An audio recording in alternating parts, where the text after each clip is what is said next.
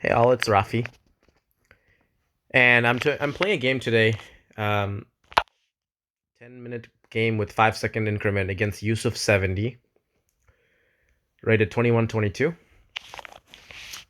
and 1939 in blitz. So obviously a very strong player that we are dealing with here.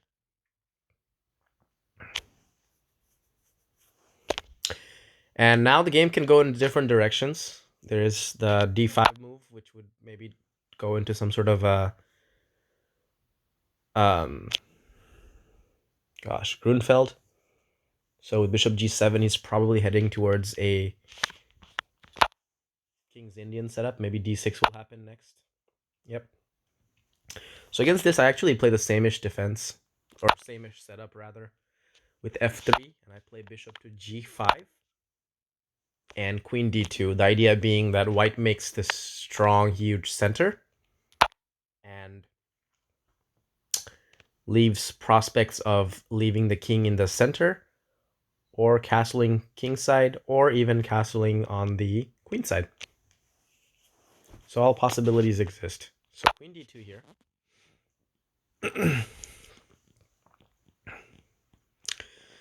Typically, this knight on g2, g1 ends up being on f2 eventually. A couple of routes to get there. Knight h3, knight f2. There's also knight e2, g3, h1, and f2. And then there's also the interesting idea of playing knight e2, the other knight on c3 to d1, knight e2 to c3, and knight d1 to f2. So you basically switch the positions of the two knights. So typically the thing is that if black plays the move e5 and shuts down that diagonal for the dark square bishop, that's when I'll play d5 and then we'll consider castling on the queen side. Otherwise, typically I'll leave my king either in the center or castle on the queen side. Or sorry, the king side, rather. So knight h5 is interesting. He's definitely double attacking the pawn on d4. And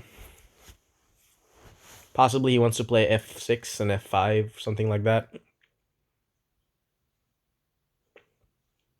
So I'm contemplating if I can just play g4 right now. What happens if I just play g4? I think I can do g4, honestly, right away. But then I'm really committing myself to this idea of playing on, leaving the king in the center and going for this kingside attack. So maybe he's trying to provoke g4 from me.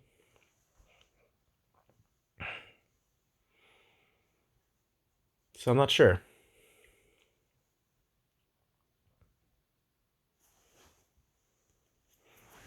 I don't want to commit to g4 until he plays e5. So I'm going to play the move knight e2. Just defending that pawn on d4. If he plays e5, I'll play d5, and then I will very happily play g4 next move after that.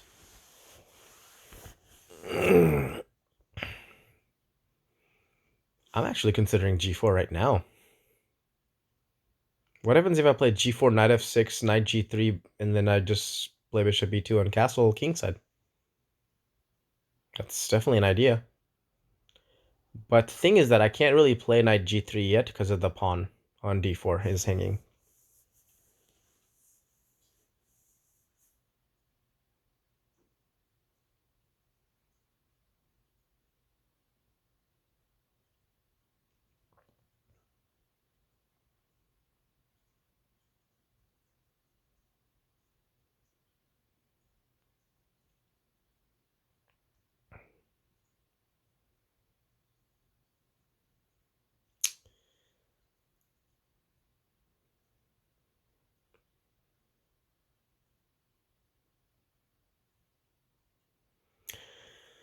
So g4, knight f6, maybe bishop e3. I don't know. I feel like I need to play this move g4 really to punish this knight being on h5 and just sitting there. I just feel the need to just play that move. So he goes back. And now there's no longer an attack on d4, actually. I just realized that. Anyway, so yeah.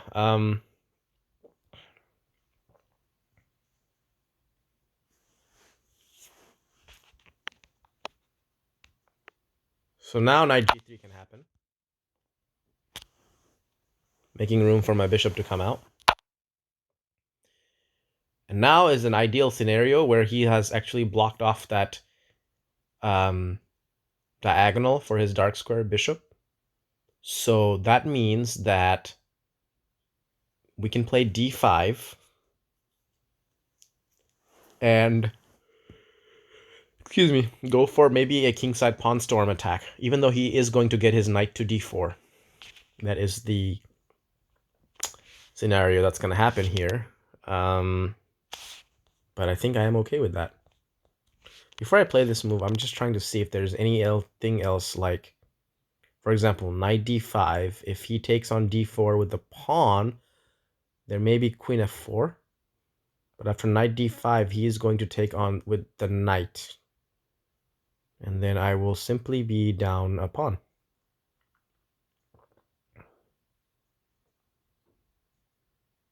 So we can play d5 here.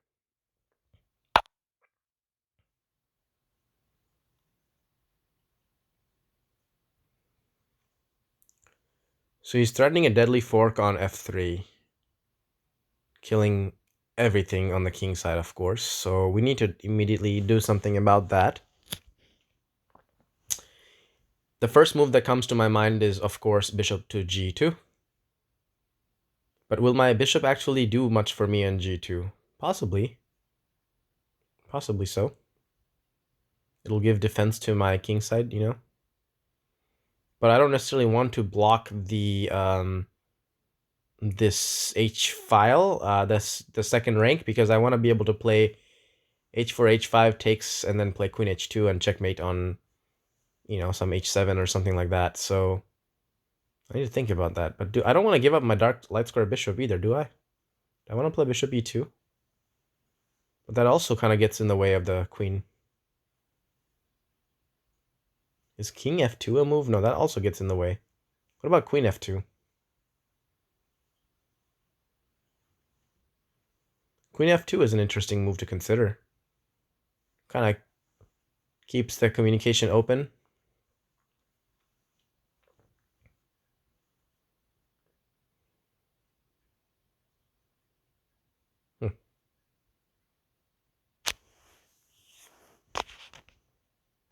Let's just play bishop g2 for right now. Because I think I have another idea. I want to play bishop h6, trade the bishops off, and then go for that idea. Okay, so here, I can't take on h6 because bishop takes, queen takes, there's knight c2 check.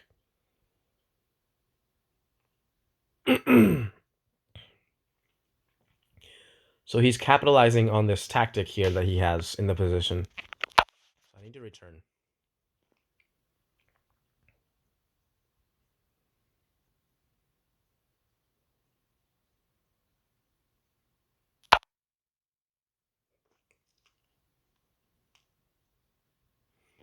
So this b5 move, I believe, is a pawn sacrifice, right? Well, not really, I guess.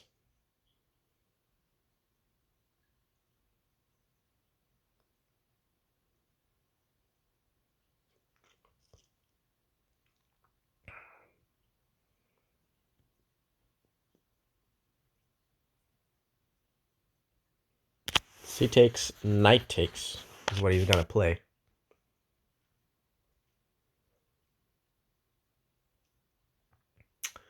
But that should be good for me because this knight is really strong. I'm going to go ahead and go for that. I want to get rid of this knight on d4. If he takes with a pawn, I do get a pawn, though. So here I can take on d4 and then pick up the pawn on b5. That is definitely a possibility in this position, and I think I'm going to go for that, actually. Because, well, I'm getting rid of the strong knight. I'm getting a pawn, you know, and yes, I am definitely going to be struggling for some time here because my dark squares are going to be extremely weak, but maybe I'll survive. I don't know. Maybe I'll castle kingside and put the king on h1. I will also take this pawn on d4 if he lets me. But I'm not exactly sure how he's going to defend this pawn on d4. I guess he can just move his knight. No, that doesn't really help either. I can still take it. It's double attack.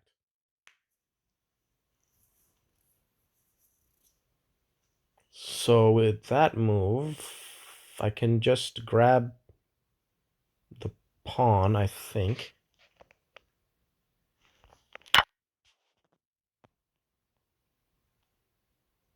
Is he going to sacrifice the rook on b2 or something? I don't know what he has in mind here.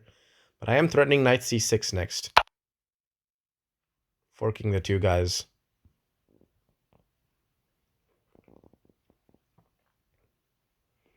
I feel like I need to castle, like, right now.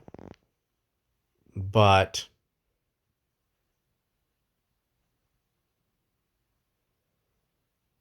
at the same time, I kind of also want to...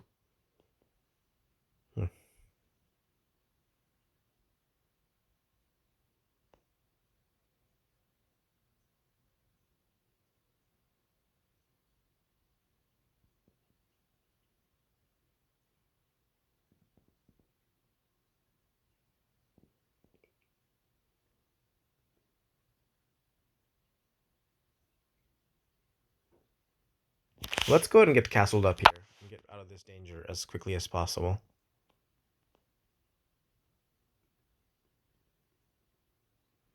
My king is same up. Once my king gets to h1, and you know, like the thing is that this knight on d4 can always come to b3, blocking the rook. So that's the good thing about that. Wow, that definitely drops the rook, right? Unless I'm missing something here, I can just take this rook. And if he plays c5, I'll just take on en passant anyway. So I'm not sure what he was thinking there. I think that's just a blunder.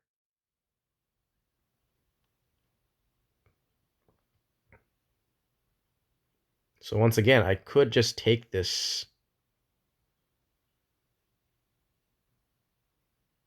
with my knight, actually, even. I'm going to do that, actually. Because, you know, I'm going to end up actually being up having a passed pawn here. You know? Put a rook behind it on c1. I will take a moment to actually get my king to h1 in this scenario, just so there's no unwanted checks on this diagonal. Just a prophylactic move to get rid of any kind of possibilities in the future. Because as long as that check exists, there exists some possibility of problems. So here, I believe queen b7 should be my move. Although I am going to lose that pawn on b7, I will still be able to probably win the game, I think.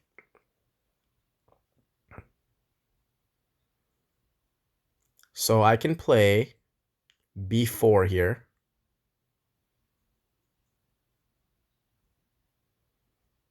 Or I can play c7. Check king h1. Let's go for this. Let's go straight for the throat here and just queen this pawn on his face. Queen c5 check king h1. There's really nothing after I move my king. He does give me a check. So maybe we don't have to take this precaution and guard against this check.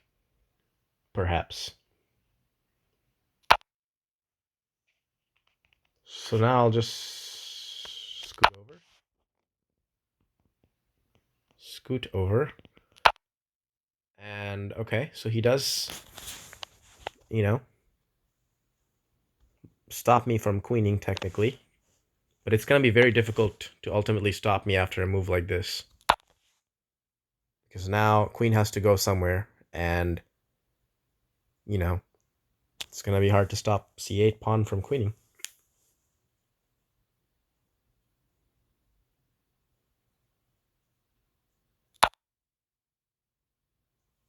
So now I can just queen. I believe that should just, you know, have two queens now. He's at least losing the rook.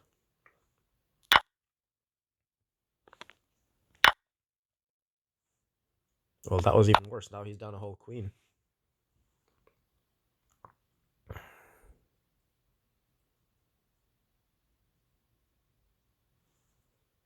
I'll just get rid of this guy here.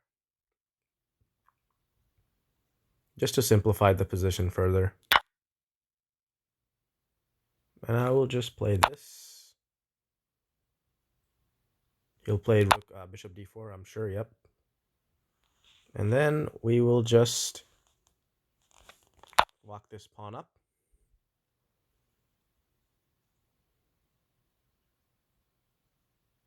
I could have even played queen c6 and rook takes c5. I might just do that just to make things even simpler.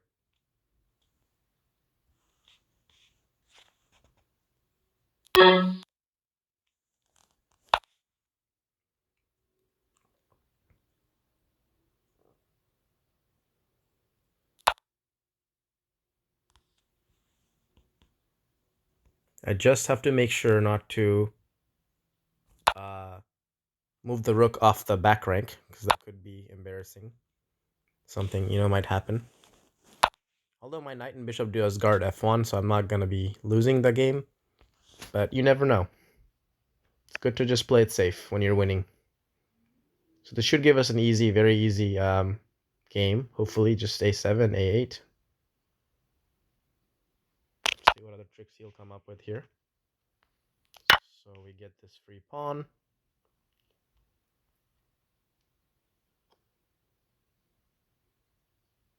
I think I'm expecting a resignation here very soon. I'll go ahead and just play. I'll just take this. Why not?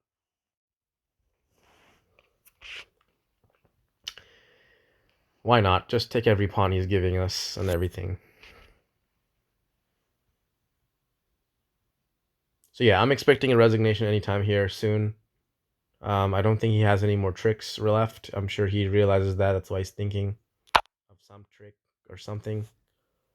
But yeah, here I think just a simple,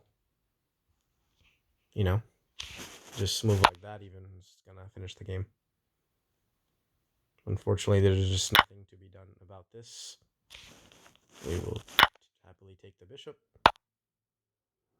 I don't believe there's any kind of stalemate tricks, so, good luck. That's what I can say. Now he's just messing around with me, is what's happening here. But it will not last very long, because the game will be ending here in just momentarily via a couple of checks, including this check. Oops. Oh gosh. I want to put that rook there.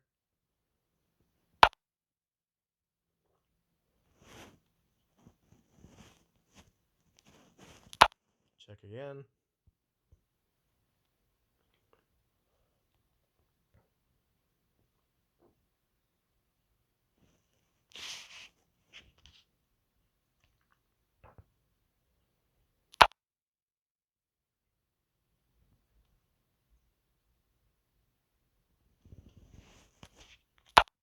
Check here. And checkmate next move.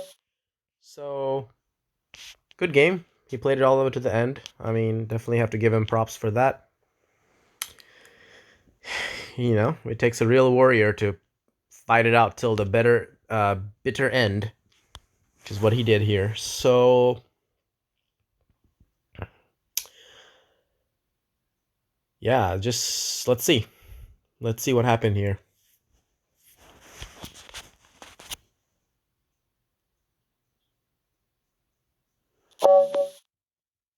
Overall, I'm pretty happy with the game, I think. I mean, we're about to find out what kind of mistakes I made, but... Okay, so I made one inaccuracy and one mistake and no blunders. So as long as there are no blunders, I'm usually happy with my play. So let's look at this thing. D4, knight f6, c4, g6. Pretty standard King's Indian defense moves here. Still standard. Same-ish variation, as I said. Castle, bishop g5, knight c6.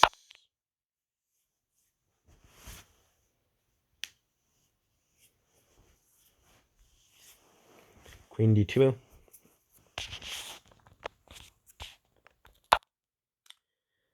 Knight h5. Excuse me.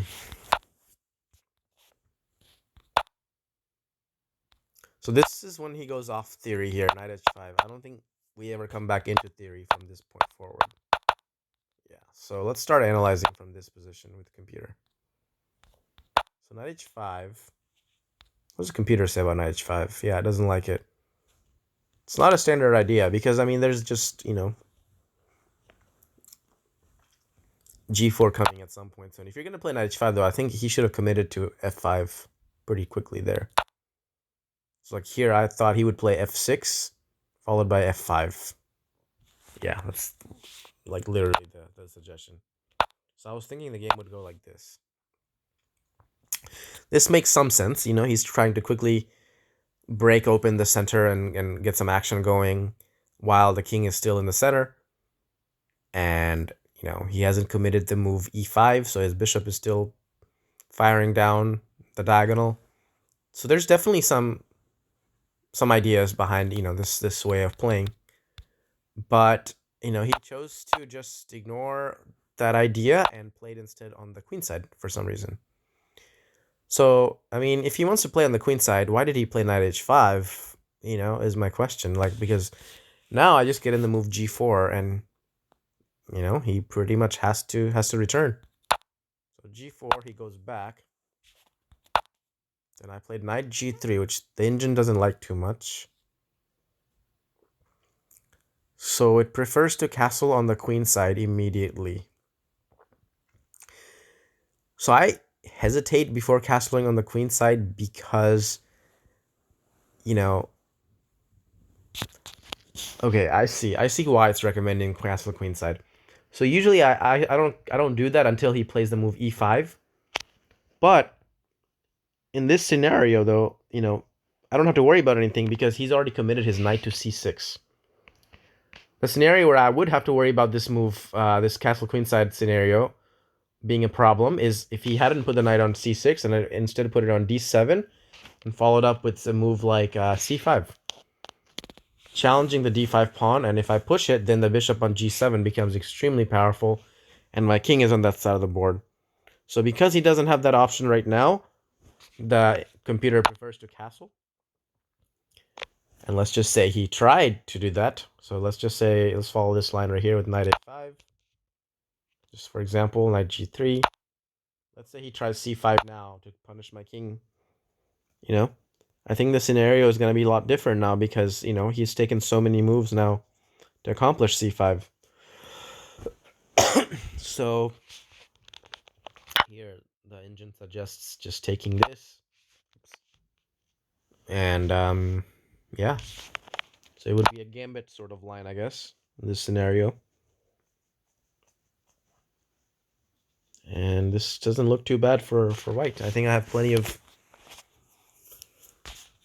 material, compensation for the fact that my king is a little unsafe. So knight g3 loses most of my advantage. Plays e5, sure enough, d5. And I was very happy to see e5 because now I'm like, okay. There's no longer any kind of worries about the dark square bishop being a problem. I was kind of happy to see that. He obviously gets a strong knight as a result. Then I play bishop g2. I didn't really want to give up this light square bishop so quickly. I know it's my bad bishop. But still, just I wanted the bishop also on g2 for some defense on the king side because I was kind of planning to castle on the king side. I was gonna either leave my king on the center, like on f2 maybe or something, or castle on the king side. I wasn't really exactly preparing to castle queen side here unless he just sat around and waited, and I just then would crush him. But yeah, I just kind of wanted to be flexible, I guess you could say. So I can't take that because of the tactic on c2. Then he plays b5, which is essentially a pawn sacrifice. The engine really doesn't really mind it, and but anyway, b5 itself, I'm sorry, it's not a pawn sacrifice, but the way he captures back, it is a pawn sacrifice. After b5, he needs to take back with the knight. But the computer actually recommends a takes. Interesting.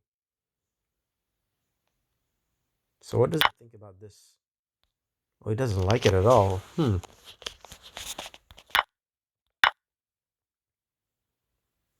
not knight takes b5 now? Is there something I'm missing? Knight takes d5?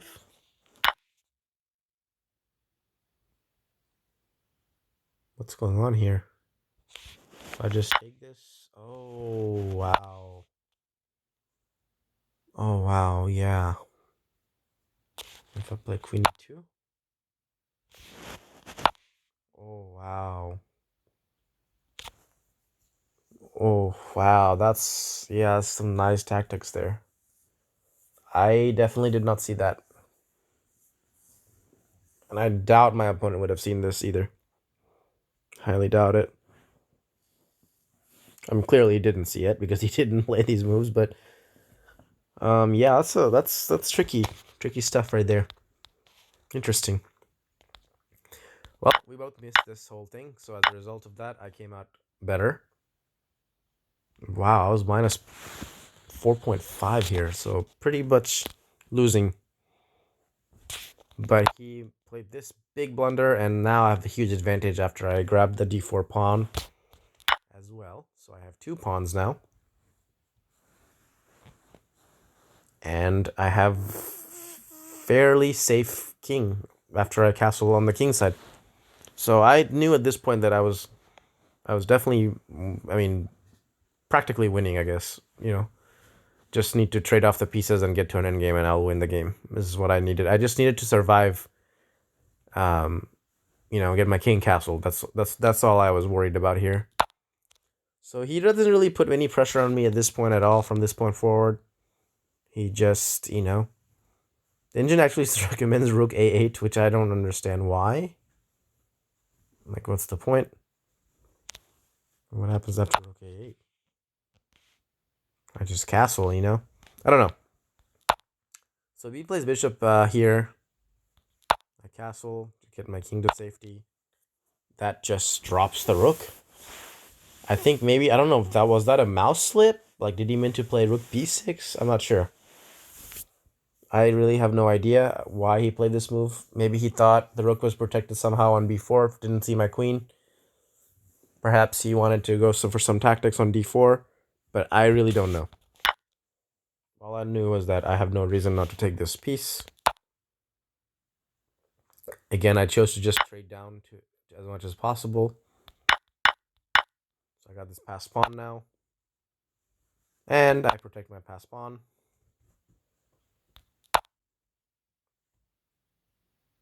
Just push this guy.